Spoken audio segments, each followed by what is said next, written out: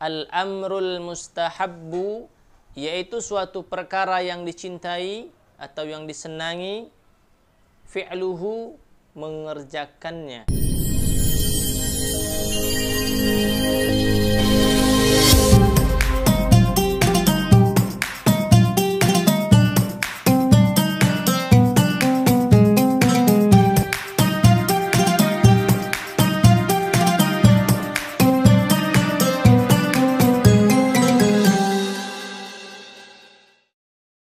Assalamualaikum warahmatullahi wabarakatuh. Pemirsa yang dirahmati Allah subhanahu wa ta'ala, dimanapun Anda berada, mudah-mudahan tetap dalam lindungan Allah subhanahu wa ta'ala. Amin ya rabbal alamin. Kembali bertemu dengan kami.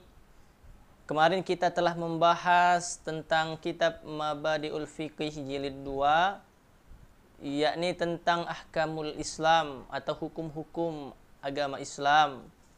Kemarin ada 5 dijelaskan kitab Mabadi'ul Fiqih jilid 2 ini. Ada yang pertama fardu, yang kedua sunnah, yang ketiga mubah, yang keempat makruh, yang kelima haram.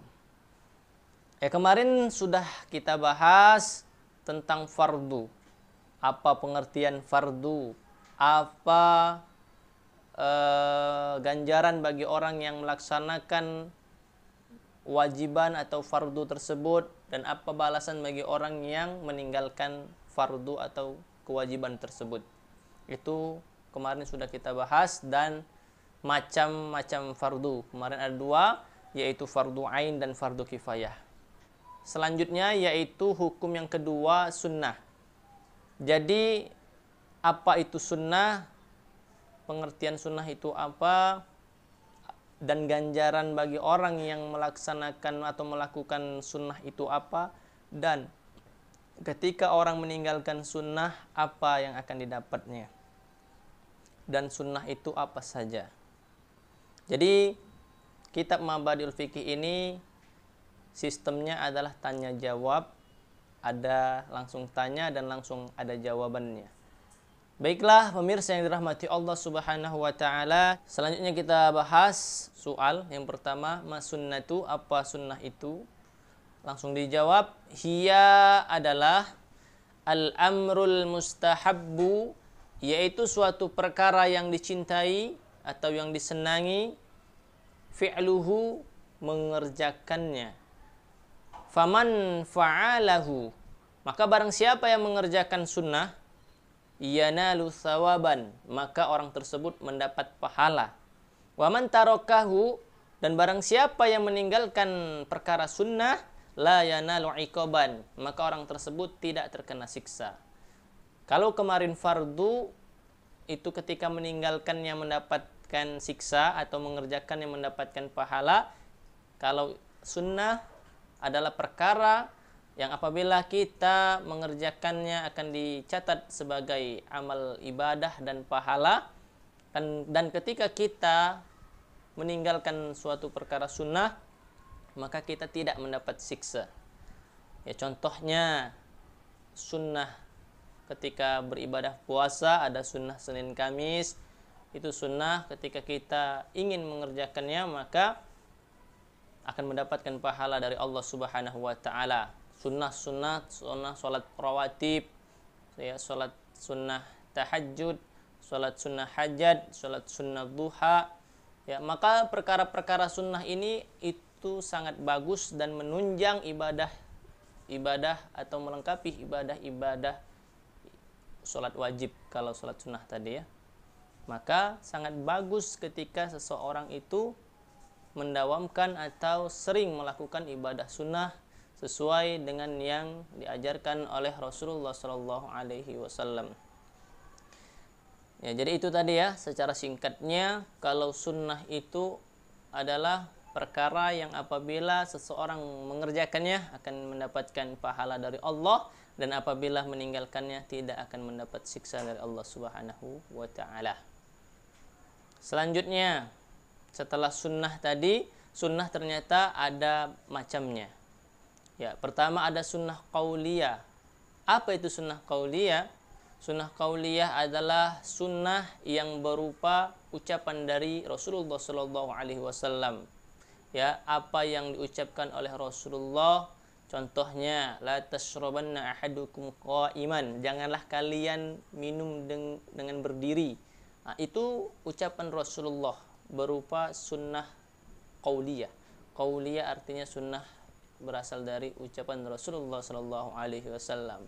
Ada sunnah dari Rasulullah Shallallahu Alaihi Wasallam itu sunnah fi'liyah, artinya sunnah yang Rasulullah langsung contohkan, gerakan berupa perbuatan Rasulullah Shallallahu Alaihi Wasallam. Itu merupakan sunnah fi'liyah. Contohnya Rasulullah makan dengan tangan kanan, Rasulullah masuk ke masjid dengan kaki kanan, keluar masjid kaki kiri. Ketika Rasulullah Shallallahu Alaihi Wasallam melakukan gerakan sholat, itu juga gerakan-gerakan sholat tersebut merupakan sunnah dari Rasulullah Shallallahu Alaihi Wasallam, yang artinya Rasulullah mencontohkannya, langsung berbuat. Ya. Seperti misalnya Rasulullah Shallallahu Alaihi Wasallam makan ya dengan tangan kanan. Ya, ketika masuk ke rumah kaki kanan, itu merupakan perbuatan atau sunnah fi'liyah. Selanjutnya ada sunnah takririyah. Sunnah takririyah ini adalah sunnah yang Rasulullah tidak mengucapkannya, Rasulullah tidak melakukannya, tetapi Rasulullah setuju dengan perkara itu. Ya. Seperti contohnya